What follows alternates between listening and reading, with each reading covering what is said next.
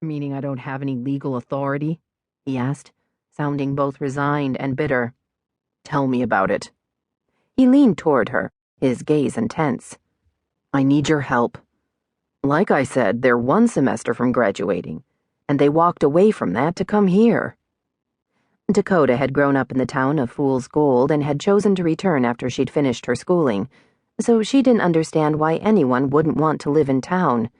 But she would guess Finn was a lot more worried about his brother's future than their location. He stood. Why am I even talking to you? You're one of those Hollywood types. You're probably happy they've given up everything to be on your stupid show. She rose as well, then shook her head. First of all, it's not my stupid show. I'm with the town, not the production company. Second, if you'll give me a moment to think instead of instantly getting angry, maybe I can come up with something that will help. If you're like this with your brothers, I'm not surprised they want to get a couple 1,000 miles away from you.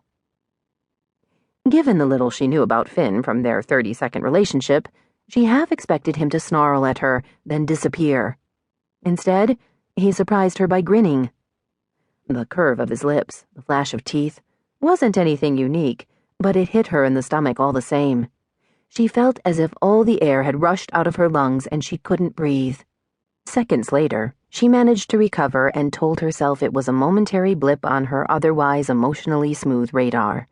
Nothing more than an anomaly, like a sunspot. That's what they said, he admitted, returning to his seat with a sigh. That they'd hoped being at college would be far enough away, but it wasn't. The grin faded. Damn, this is hard. She sat down and rested her hands on the table between them. What do your parents say about all this? I'm their parents. Oh. She swallowed, not sure what tragedy had brought that about. She would guess Finn was all of 30, maybe 32. How long ago? 8 years. You've been raising your brothers since they were, what, 12? They were 13, but yes. Congratulations. You've done a good job. The smile faded as he scowled at her. How would you know that? They made it into college, were successful enough to get to their final semester, and now they're emotionally tough enough to stand up to you.